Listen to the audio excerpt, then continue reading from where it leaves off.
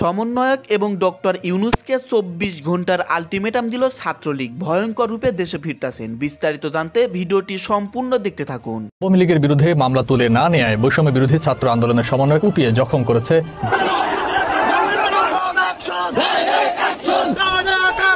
ভয়ঙ্কর রূপে মাঠে নামছে ছাত্রলীগ। এই সমন্বয়কারীরা তারা ভাবছে যে দেশটা হচ্ছে আমার বাপদাদার আর সবাই হচ্ছে ভাড়াটিয়া। মানে ছাত্রলীগ আপনার এখন যে কাজটা করছে এতে শিক্ষার্থীদের মধ্যে ব্যাপক ক্ষোভ দেখা দিয়েছে এবং কি ভয় ও আতঙ্ক কিন্তু কাজ করছে। নির্বাহী আদেশে নিষিদ্ধ করার পরিবর্তে নির্বাচন কমিশনকে দিয়ে আওয়ামী লীগের নিবন্ধন বাতিলের চেষ্টা করছে কি ডক্টর ইউনূস সরকার? আসসালামু আলাইকুম সম্মানিত দর্শক, আজকের ভিডিওটি অত্যন্ত গুরুত্বপূর্ণ, আপনারা ভিডিওটি সম্পূর্ণ দেখবেন। সম্মানিত দর্শক মণ্ডলী, ছাত্রলীগ ভয়ঙ্কর রূপে ফিরতেছেন।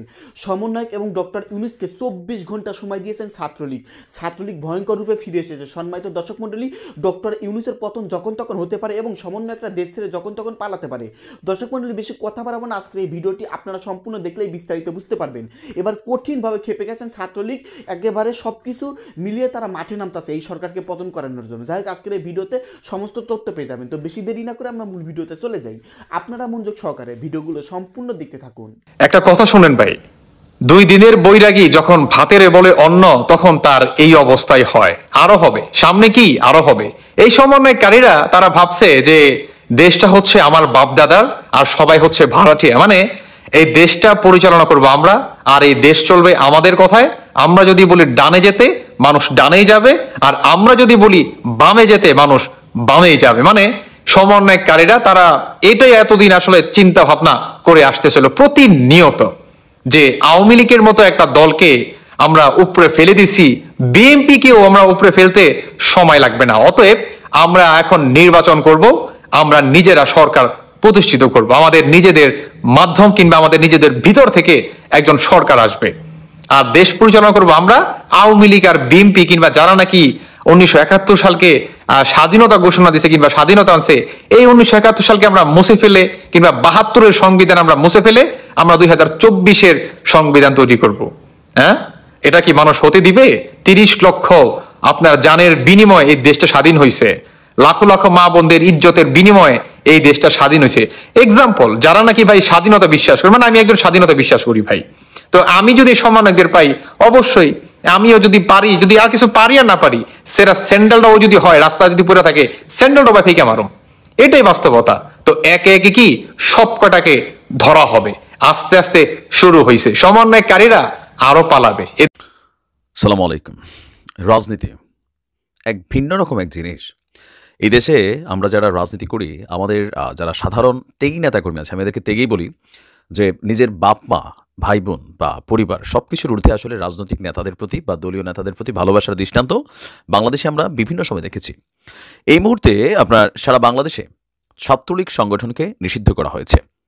তো নিষিদ্ধ করার পর যে কোনো একজন ছাত্রলীগের নেতা যে কোনো রাজনৈতিক কর্মকাণ্ড করার জন্য বাংলাদেশে বসে তার অনেক বড় কলিজার দরকার হয় ভাই, অথবা কি বলে যে আত্মত্যাগের দরকার হয়, যে হ্যাঁ যাই হবে হবে, আমি আসলে ঝুঁকবো না, ইভেন দলের জন্য বা নেতার জন্য, নেত্রীর জন্য জীবন দিয়ে দিব, জেল খাটবো। তো এরকম মেন্টালিটিতে আমরা বিএনপিকেও দীর্ঘ সময় দেখেছি। এবার এক বিরল ঘটনা ঘটল ছাত্রলীগ এক নেতার কর্মকাণ্ডে। আপনারা জানেন যে বাংলাদেশের বিভিন্ন জায়গায় শেখ হাসিনা সরকারের পতনের পর আপনার নানান ধরনের ফেস্টুন, পোস্টার, ব্যানার, গ্রাফিতি এগুলো তৈরি করা হয়েছে। তো সেখানে শেখ হাসিনাকে বিভিন্নভাবে উপস্থাপন করা হয়েছে, বিশেষ করে জুলাই আগস্টের যে ঘটনায় মানে ওইগুলাকে ফোকাস করে নানান ধরনের রূপরেখায় তার চেহারা বা ছবি প্রকাশ করা হয়েছে। তেমনই একটা ছবি আপনার ছিল ঢাকা কলেজে, খুনি হাসিনা লেখা একটা ফেস্টুন ছিল। সেখানে তিনার চেহারা কালো মুখোভাবের মধ্যে একটা ডাইনি ভাব আসলে দেওয়া হয়েছিল। ঢাকা কলেজের প্রধান ফটকেই ঝোলানো ছিল এই ফেস্টুনটা, খুনি হাসিনা লেখা। প্রকাশ্যে দিনে দুপুরে ছাত্রলীগের এক নেতা আপনার ঢাকা কলেজের প্রধান ফটকে ঝুলানো খুনি হাসিনা লেখা ফেস্টুন এবং ছাত্রলীগের প্রবেশ নিষিদ্ধ এমন একটি পোস্টার ছিঁড়ে ফেলে আপনার সামাজিক যোগাযোগ মাধ্যমে ভাইরাল হয়েছেন। শিক্ষার্থীরা তীব্র ক্ষোভ এবং নিন্দা জানালেও বাংলাদেশের বিভিন্ন জায়গায় দেশে বিদেশে থাকা ছাত্রলীগের যে সকল নেতাকর্মীরা আছেন বা আওয়ামী লীগ যুবলীগের নেতাকর্মীরা আছেন, তাদের কাছে আবার প্রশংসায় ভাসছেন এই ছাত্রলীগ নেতা। আপনার সামাজিক যোগাযোগ মাধ্যমে ব্যানার ছেড়ার ভিডিওটি নিজের আইডিতেই পোস্ট করেছিলেন নিষিদ্ধ সংগঠন ছাত্রলীগের এক নেতা। খোঁজ নিয়ে জানা যায় ওই যুবকের নাম শাহ আজিজ তুষার। তিনি আপনার তার বাড়ি হচ্ছে ফেনীর দাগনভূঞায়। তিনি ইউনিয়ন ছাত্রলীগের সাধারণ সম্পাদক। ভিডিওতে দেখা যায় ঢাকা কলেজের সামনে মূল ফটকের সামনে ঝোলানো ইতিহাসের সেরা দিন, খুনি হাসিনার জন্মদিন এবং ছাত্রলীগ প্রবেশ নিষিদ্ধ এই ধরনের পোস্টারগুলোকে ছিঁড়ে ফেলছেন ছাত্রলীগের এই নেতা। এমনকি ভিডিওতে তিনি বলছিলেন যে বাংলাদেশের 56,000 বর্গমাইলের প্রতিটি ইঞ্চি ইঞ্চি মাটিতে প্রতিটি শিক্ষা প্রতিষ্ঠানে ছাত্রলীগ প্রবেশ করবে। ইনশাআল্লাহ শেখ হাসিনা আবার বাংলাদেশের মাটিতে পা রাখবে। ছাত্রলীগের ভাইয়েরা সবার অবস্থান থেকে প্রস্তুত হও। আর এই ভিডিও সোশ্যাল মিডিয়াতে ভাইরাল হওয়ার পরে বৈষম্যবিরোধী ছাত্র আন্দোলনে যিনি সমন্বয়ক আছেন ঢাকা কলেজের, তিনি বলছেন যে রেদওয়ানুল হক যে খুনি হাসিনার দোসর ছাত্রলীগের সন্ত্রাসীরা বাইকে করে ঢাকা কলেজের মূল ফটকে এসে নিষিদ্ধ সংগঠন ছাত্রলীগের ও খুনি হাসিনার ব্যানার খুলে ফেলে চলে যায়। এই দুঃসাহস তারা কোথা থেকে পেল? আমরা অপরাধীকে দ্রুত আইনের আওতায় এনে উপযুক্ত শাস্তির দাবি জানাচ্ছি। আর নিরাপত্তার স্বার্থে দ্রুত সময়ে নিষিদ্ধ সংগঠনের কর্মীদেরকে আইনের আওতায় আনতে হবে। আর বলা হচ্ছে যে নয়তো ঢাকা কলেজের সাধারণ শিক্ষার্থীরা দুর্বার আন্দোলনে যাবে। এখন এই ঘটনা দেখে প্রশাসনও কিছুটা অবাক হয়েছে। এখানে দুইটা বিষয় কানেক্টেড। গতকালকে চাঁপাইনবাবগঞ্জে মোটরসাইকেলে করে 5-7টা মোটরসাইকেলে করে এক সমন্বয়ককে কোলে করে তুলে নিয়ে অনেক পিটিয়েছে কিন্তু ছাত্রলীগের নেতাকর্মীরা, অভিযুক্তের দাবি। এর পরপরই আবার এরকম প্রকাশ্যে নিজের চেহারা দেখিয়ে ছাত্রলীগ এখন যে কাজটা করছে, এতে শিক্ষার্থীদের মধ্যে ব্যাপক ক্ষোভ দেখা দিয়েছে এবং কি ভয় ও আতঙ্কও কিন্তু কাজ করছে। তো এই টোটাল ঘটনায় ছাত্রলীগের নেতা গ্রেপ্তার হবে এটা আমরা নিশ্চিত। তবে ওই যে বাংলাদেশের আমরা সবসময় বলি, ফেসবুকে আপনি দেখবেন প্রিয় অভিভাবক, প্রিয় নেত্রী, প্রিয় নেতা, হ্যাঁ, প্রিয় ভাই, প্রিয় বোন, প্রিয় আমরা বিভিন্ন আর কি, যে নিজেদের পরিবারের হয়তো বাবা মার খবর আমরা বা ফেসবুকে পোস্ট বছর একটা না করলেও রাজনীতির মাঠে আপনি বিএনপি বলেন, জামাত বলেন, আওয়ামী লীগ বলেন, জাতীয় পার্টির নেতারা মনে হয় একটু স্লো আছে, বাট বাকি দলগুলা তারা কিন্তু নেতৃত্বের প্রতি একটা ভিন্ন রকম ভালোবাসা পোষণ করে।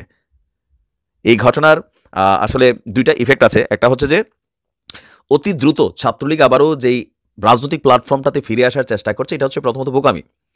দীর্ঘদিন যাবৎ ক্ষমতায় থাকার ফলে ছাত্রলীগের অসংখ্য নেতাকর্মীরা যেই ধরনের অপরাধ বিভিন্ন ধরনের, বিশেষ করে জুলাই আগস্টে বাংলাদেশের বিভিন্ন জায়গায় ছাত্রলীগের নেতাকর্মীরা কিন্তু কিছু ঘটনা ঘটাই ফেলছিল। ইভেন এগুলোর ফুটেজ আছে, প্রত্যেকটা এলাকায় এই ঘটনা ঘটেছে। তো সেই ঘটনাগুলোর একটা ইফেক্ট তো এই বাংলাদেশের বর্তমান প্রেক্ষাপটে অবশ্যই রয়ে যাচ্ছে। এর পাশাপাশি বড় কথা হচ্ছে যে এত দ্রুত আসলে কামব্যাক করার কিন্তু সুযোগ বা সিস্টেমটা হবে না। অন্তর্বর্তী সরকার আছে, এক ধরনের অবস্থানে আছে, কিন্তু রাজনৈতিক সরকার আসলে এই ইফেক্টগুলো আরো বড় আকার ধারণ করবে, কারণ ক্ষমতার মাঠে কেউ কাউকে জায়গা দিবে না। আর পার্ট 2 হচ্ছে ওই যে শেখ হাসিনার জন্য এই যে ভালোবাসা রাজনৈতিক নেতাদের প্রতি বাংলাদেশে বিভিন্ন সময় নেতারা পালাই যান, কর্মীদের দুর্দিনে খবরও রাখেন না, মামলা খাইলে 10 টাকা পরিবার থেকে নিয়েই কিন্তু জামিন করা লাগে, পরিবারের কোনো খোঁজখবরও নেতারা রাখে না। এটা হচ্ছে বাংলাদেশের প্রেক্ষাপট। শুধুমাত্র জামাত ইসলাম একটু বিপরীতে হাঁটে। জামাতের নেতাকর্মীরা অ্যারেস্ট হইলে, বিপদে পড়লে জামাত কিন্তু দল থেকে সাপোর্ট করে। আওয়ামী লীগ বা বিএনপি আমরা সেই তুলনায় 5%ও দেখি না দলীয় নেতাকর্মীদের প্রতি তাদের ক্ষমতায় না থাকার সময় তাদেরকে সাপোর্টিংয়ের অবস্থা। তবে আওয়ামী লীগ বলেন, বিএনপি বলেন, জামাত বলেন, তৃণমূল কর্মীরা আসলে দলগুলোর মূল শক্তি। কিন্তু ক্ষমতায় থাকলে এই তৃণমূল কর্মীরাই নিজের দল ক্ষমতায় থেকে কিন্তু অসংখ্য আওয়ামী লীগ, যুবলীগ, ছাত্রলীগের নেতাকর্মীরা মামলাও খাইছেন হাইব্রিড দালালদের দৌরাত্বের কারণে। আবার এখনও বিএনপিতে দেখেন দলের দুর্দিনে অনেক মানুষ আমার পরিচিত, আমি দেখছি বিএনপির জন্য দিনরাত কাজ করছেন, কিন্তু এখন যখন দল ক্ষমতা এখনো আসে নাই, আসবে, ইতিমধ্যেই অনেকেই তাদের জায়গা থেকে মাইনাস হয়ে যাচ্ছে। নতুন হাইব্রিডদের আনাগোনা বিএনপি তো দেখা যাচ্ছে। তো যাই হোক, ভালো থাকেন। ছাত্রলীগকে আমরা পরামর্শ দিব যে এত তাড়াহুড়া ভালো না, বেশি তাড়াহুড়া করতে গেলে ঝামেলা পাকাবেন। আর অ্যারেস্ট হইলে আসলে দল এগুলা দেখবে না, 2-1 দিন ফেসবুকে ভাইরাল হবেন, পরে কিন্তু নিজের বাপের জায়গা জমি বেচেই আপনাকে জামিনে আসতে হবে। নির্বাহী আদেশে নিষিদ্ধ করার আলোচনা যখন চলছে, তখন নির্বাহী আদেশে নিষিদ্ধ করার পরিবর্তে নির্বাচন কমিশনকে দিয়ে আওয়ামী লীগের নিবন্ধন বাতিলের চেষ্টা করছে কি ডক্টর ইউনূস সরকার? সেই পথেই বোধহয় হাঁটছে। আজকে নির্বাচন কমিশন সংস্কার কমিটি যে প্রস্তাবনা দিয়েছে সংস্কারের, সেই কমিটির প্রধান বদিউল আলম মজুমদারের কথাতে তেমনটাই বোঝা গেল। আওয়ামী লীগের নিবন্ধন যদি বাতিল করে দেয়া হয়, তাহলে সেই নির্বাচন করাটা কি বৈধতা পাবে আন্তর্জাতিক বিশ্বে? সেই প্রশ্ন একটা বড় প্রশ্ন হিসেবে সামনে এসে যাবে। দর্শক, কি প্রশ্ন হচ্ছে? ওদিকে কুলামার্কার যারা প্রতিনিধি, চরমনাই পীর, সেই চরমনাই পীরের দরবারে গিয়ে হাজির হয়েছেন জামাতের প্রধান, জামাতের আমির, যে চরমনায়ের সঙ্গে জামাতের একেবারে শত্রু ভাবাপন্ন সম্পর্ক। তারা একত্রিত হয়েছে আল্লাহর ডাকে, আল্লাহর নামে, ইসলামের জন্য।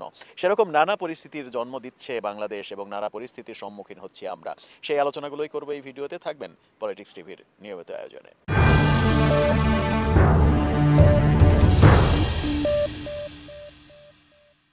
বলছি বলছিলাম আওয়ামী লীগের নিবন্ধন বাতিল করার চেষ্টায় এবার সরকার, সেই আলোচনাটা একটু পরে করি। তার আগে আরেকটা খবর আপনাদেরকে দিই, সেটা হচ্ছে আওয়ামী লীগের আমলে করা প্রায় ৩৩২টি মামলা, সাইবার সিকিউরিটি অ্যাক্টের মাধ্যমে করা ৩২টি মামলা সরকার প্রত্যাহার করে নিচ্ছে, এমনটা ঘোষণা দিয়েছেন উপদেষ্টা আসিফ নজরুল।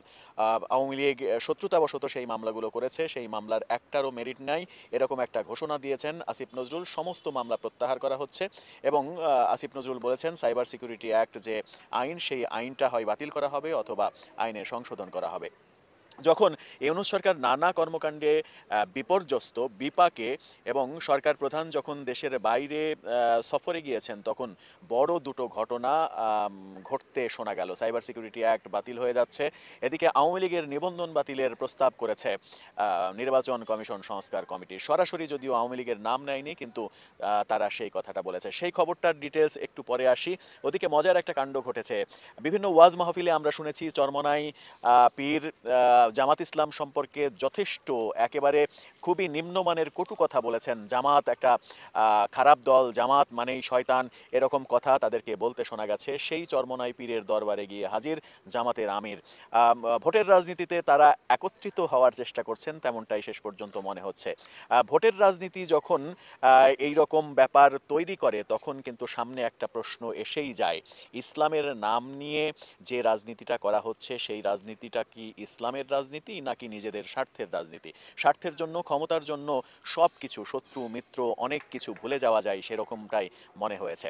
এবার আসি আসল খবরে। আওয়ামী লীগের নিবন্ধন বাতিল করার সুপারিশ করেছে নির্বাচন কমিশন সংস্কার কমিটি। আওয়ামী লীগের নিবন্ধন বাতিল কি তারা করতে পারবে? এই সরকার তাদের অস্তিত্ব সংকটে যখন ভুগছে, ডোনাল্ড ট্রাম্প আমরা দেখেছি ক্ষমতায় বসেছেন গতকাল, ক্ষমতায় বসেই তিনি ৭৮টা সিদ্ধান্ত, জো বাইডেনের ৭৮টা সিদ্ধান্ত বাতিল করে দিয়েছেন এবং বড় ধরনের ট্রাম্প কার্ড খেলেছেন তিনি। জো বাইডেনের সরকারের ৭৮টা সিদ্ধান্ত এক সাইনে তিনি বাতিল করে দিয়েছেন। অর্থাৎ ডোনাল্ড ট্রাম্প যে একটা ম্যাজিক দেখাতে চলেছেন, এবং সেই ম্যাজিকে ভারত একটা এক্স ফ্যাক্টর, সেটা কিন্তু তার মন্ত্রিসভাও বলে দিচ্ছে। মন্ত্রিসভার একটা বড় অংশ জুড়ে ভারতীয় বংশোদ্ভূতরা রয়েছে। সুতরাং ডোনাল্ড ট্রাম্পের সরকারে যে ভারতের প্রভাব থাকবে, এটা নিশ্চিত করে বলা যায়, এবং ভারতের প্রভাব যে বাংলাদেশেও রয়েছে, এটাও নিশ্চিত করে বলা যায়, অস্বীকার করার উপায় নেই। ভারত এবং ডোনাল্ড ট্রাম্প মিলে যে অবস্থা, যে চাপ বাংলাদেশ সরকারের উপরে তৈরি করেছে, অন্তর্বর্তীকালীন সরকারের উপরে তৈরি করেছে, সেই চাপের পরিপ্রেক্ষিতে যখন মনে হচ্ছে এই অন্তর্বর্তীকালীন সরকার বেশি দিন টিকতেই পারবে না, তারা পদত্যাগ করবে, নতুন তত্ত্বাবধায়ক সরকার গঠিত হবে, ঠিক সেই সময় নির্বাচন কমিশন সংস্কার কমিটি আওয়ামী লীগের নিবন্ধন বাতিলের সুপারিশ করলো। আওয়ামী লীগের নাম না নিয়ে তারা বলেছে 14, 18 এবং 24-এ যে নির্বাচন হয়েছে, এই নির্বাচনের বিরুদ্ধে ব্যবস্থা নিতে হবে। এই নির্বাচন যারা করেছে, নির্বাচন কমিশনার থেকে শুরু করে নির্বাচনের সঙ্গে সংশ্লিষ্ট সকলের বিচার করতে হবে, এবং জুলাই হত্যাকাণ্ড যারা ঘটিয়েছে, জুলাই বিপ্লবের বিরুদ্ধে যারা ছিল, যে সকল দল ছিল, সেই সকল দলকে নির্বাচনের বাইরে রাখতে হবে। নির্বাচনী কাঠামোতে আসতে দেয়া যাবে না এবং তাদের ক্ষমতায় আসতে দেয়া যাবে না, এমনটা কমিশনের সুপারিশে বলা হয়েছে।